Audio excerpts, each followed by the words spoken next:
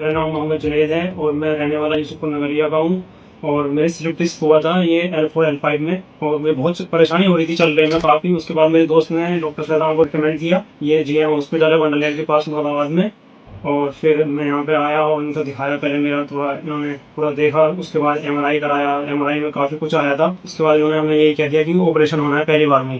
पर फिर भी हमने थोड़ा डिले कर लिया, उसकी वजह से हमें थोड़ी लेट हो गए थे। नहीं तो अभी उसके बाद ऑपरेशन था, ऑपरेशन करने के बाद जो अभी कंडीशन है काफ़ी अच्छी कंडीशन है। मैंने अभी इन्हें दिखाया है और अभी सब कुछ ठीक है अल्हम्दुलिल्लाह। अभी में चलने में कोई परेशानी नहीं है, स्लिप डिस्क भी बिल्कुल ठीक हो चुकी है।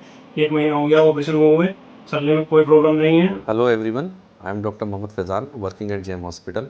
आज हम लोग डिस्कशन करेंगे और एक पेशेंट दिखाएंगे जिसको डिस्क की परेशानी थी। बड़ी आम बात है कि डिस्क परेशानी क्या होती है, डिस्क की परेशानी किस किस को हो सकती है, इस पर थोड़ा सा डिस्कशन करेंगे। तो पहले मैं बताना चाहता हूँ डिस्क होती क्या है। डिस्क एक जेल लाइक मटेरियल होती है जो दो हड्डियों के बीच में, जो हमारी वर्टिब्रा होती है, एक वर्टिब्रा ये एक वर्टिब्रा वे, इनके बीच में जो गद्दी होती है इसको डिस्क कहते हैं। किसी भी वजह से मान लीजिए चोट लग गई या लंबे ज़्यादा देर तक आप बैठने का काम कर रहे हैं या वजन का काम कर रहे हैं, और एज के हिसाब से जैसे जैसे एज बढ़ती है तो इसका डिजनरेशन कम होना शुरू हो जाता है, इसके अंदर के जो वाटर कंटेंट होता है वो कम होता जाता है, तो ये प्रोलैप्स होने का चांस रहता है। ये देखिए, ये दबी और यहीं से बराबर से रूट निकलती है, तो ये डिस्क दबने के बाद बाहर निकलती है, बाहर निकल के इस नस को दबाती है। यही नसें हमारे पैरों में जाती हैं। तो जो डिस्क प्रोलैप्स होता है बेसिकली उससे नर्व रूट कंप्रेशन होता है, जिसकी वजह से दर्द होता है, पैर में झंझनाहट आ जाती है, कई बार पैर में कमजोरी भी आ जाती है और चलने में पेशेंट को दिक्कत होनी शुरू कर जाती है। बड़ा मिथ है कि डिस्क का ऑपरेशन कराएं या नहीं कराएं। आप बिल्कुल कराइए। आज के टाइम में टेक्नोलॉजी बहुत डेवलप हो गई है, जितने बहुत अच्छा रिजल्ट आप पा सकते हैं डिस्क के ऑपरेशन के बाद से। आप देखिए, हमने ये पेशेंट जुनैद नाम था इनका, पेशेंट का यंग पेशेंट था, बिल्कुल हमारे पास आए, चल नहीं पा रहे थे, इनके पूरे पैर में दर्द हो रहा था। हमने इन्हें ऑपरेशन एडवाइस किया, इन्होंने नहीं कराया शुरू में।